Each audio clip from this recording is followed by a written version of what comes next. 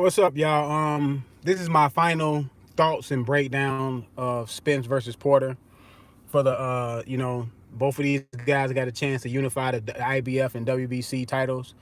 The winner of this fight will have 50% of the title belts, with still two left between Pacquiao, who has a WBA, and Terrence Crawford, who has a WBO. So let's get right to it, man. I think it's gonna be a pretty good fight. I think it's gonna be action packed. Both of these guys like to come forward. Sean Porter showed that he got some versatility as far as his last two fights versus Danny Garcia and Ugas was he was boxing from the outside. I think it's because he was trying to he was getting prepared for this showdown. He knows he has to mix it up. He just can't come straightforward with his straightforward style, which I think is the best style for Sean Porter, being aggressive. But, you can't be aggressive like that versus everyone.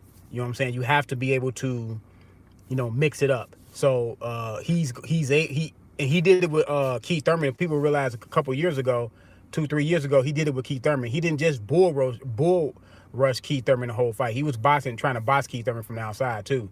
So when you fighting these upper echelons, fighters at the highest level, you have to be versatile. He's not a great boxer. I think Sean Porter is an average boxer. He does some things well, but he does some things that I don't like with his. Sometimes he throw not sometimes. A lot of the times he throw wild punches. He falls in. He has good footwork. I wouldn't say it's educated. I say sometimes Sean Porter use too much jittery footwork is unnecessary. Wasting a lot of energy, not punching. Sometimes he can get into too much that triple stutter step he likes to do, but he doesn't really do anything with it. I think Sean Porter has to establish his jab, even though he's the shorter arm guy. Just because you're the shorter arm guy doesn't mean you cannot find a way to out jab the longer guy with the longer arms. You can. It's all about timing. It's all about being in the right position at the right time. He has to be able to counter Earl Spence jab with his own right hand. It's southpaw versus righty. So Sean Porter got to be careful not to get lined up with Earl Spence's left hand, and Earl Spence has to be careful not to get lined up with Sean Porter's right hand. Earl Spence throws the straighter punches. Earl Spence is more technically sound. I wouldn't say Earl Spence is a great boxer either. Earl Spence's verse attribute is the same thing as Sean Porter's best attribute come forward. Not fighting off your back foot. I know he did it against Mikey Garcia. He used the jab very well against Mikey Garcia.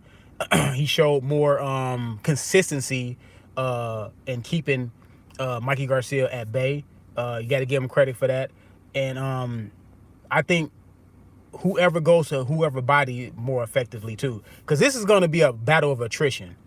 Who can last all 12 rounds from the first round to the 12th round and still have the punch output and the punching power, so a certain amount of punching power throughout the fight? Who could be more consistent? Now, I have two things. Well, let me say about what Earl Spence needs to do. Earl Spence needs to keep Sean Porter on the outside, stay off the ropes, turn Sean Porter when Sean Porter falls in, because Sean Porter likes to fall in a lot. He has to use the uppercut. You know what I'm saying? Earl Spence. I haven't seen a lot of uppercuts from Earl Spence, but he will have to employ the uppercut in this fight. He will have to go to Sean Porter's body early to stop Sean Porter frenetic movement that Sean Porter likes to do, to try to throw his opponents off, get his opponents off balance. And he, Sean Porter likes to swarm. He likes to jump in unexpectedly and stuff like that with hooks, left hooks and stuff of that nature. So that's what Earl Spence has to do. Earl Spence has to fight a discipline fight. What I'm not liking that I'm hearing from Earl Spence is he want to knock out Sean Porter cold. You know what I'm saying? So I hate when a fighter come in and say, it's okay to say, yeah, I'm going to do what I got to do as the knockout comes. When a fighter comes out and say, I'm going to knock you out. See, this is the same thing as the Triple G effect. when he fought Canelo in a rematch. He told Canelo, okay, I'm gonna knock you out this time. You know what I'm saying? Mexican style. You know, we're gonna do Mexican style, which is highly aggressive and come forward and power punches and try. He just decided to come out using his jab, which he was very effective using his jab. Triple G came out with a nice jab, boxed very well. I thought Triple G won the second fight by a couple rounds. But the fact that he put out there in the air that he was going to do Mexican style, you know, it puts the judges are human.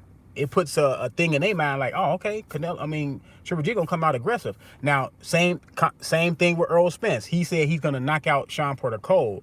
If Earl Spence come in here and try to box and not beat Earl Spence, like people like, yes, you got away with Mikey Garcia because Mikey Garcia couldn't get past your jab. Mikey Garcia couldn't do anything.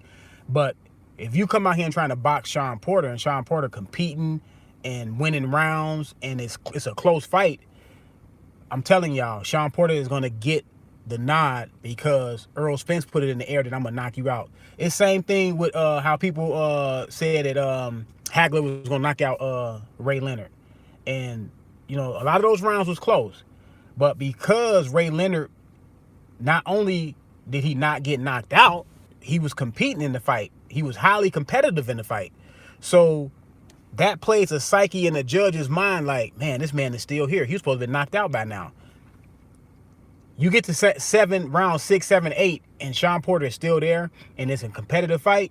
I'm telling y'all, Earl Spence had put himself at a disservice as saying that I'm going to go ahead and knock this man out cold. Now, he has to go out there and knock the man out cold. Now, I can see ways where Earl Spence can. I'm going for Sean Porter, but I think Earl Spence has ways that he can knock out Sean Porter if he's patient enough and he does what he should be doing, is fighting behind his jab and catch Sean Porter coming in with something hard. But if Earl Spence so worried about going forward trying to knock Sean Porter out cold, he's not going to get the opportunities that he's looking for. So, and then another thing, he talking about how Sean Porter is dirty. I mean, you know what I'm saying? Like, that's something, like I said before, that's something you should tell a judge.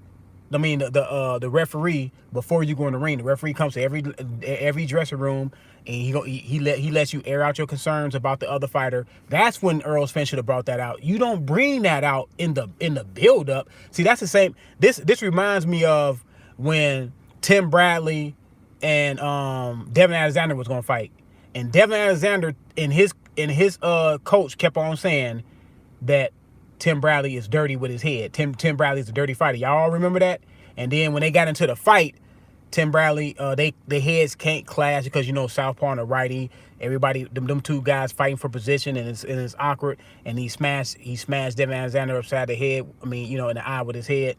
And Devin Alexander essentially quit because he wasn't mentally, he had messed himself up mentally by talking about all the dirty things that that potentially can happen in the fight. See, Earl Spence talking about all the dirty things that can potentially happen. You get into the fight and those things probably won't even manifest itself. It's just that you put it in your mind unnecessarily, put it in your mind, and then say, well, if he get dirty, I can get dirty. That's take you out your game plan. You know what I'm saying? You shouldn't go into the ring saying, well, if a guy gets dirty, I'm gonna have to get dirty. I'm gonna have to do. That takes away from your game plan. What if Sean Porter come in here and headbutt him in the first round? Headbutt him, nice headbutt in the first round. Is Earl Spence gonna get rattled? Is he gonna get, here we go with the dirty stuff?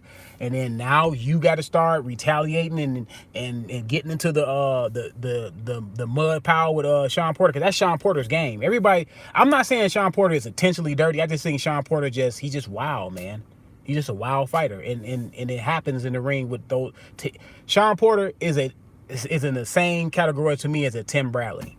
You know what I'm saying? Tim Bradley may be a little bit more polished, but they do the same type of things. You know what I'm saying? So let's see what happens, man. I got Sean Porter winning a split decision.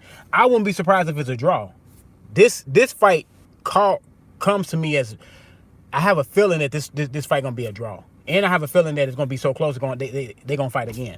So let me know what y'all think. Let me know who y'all got. I'm out.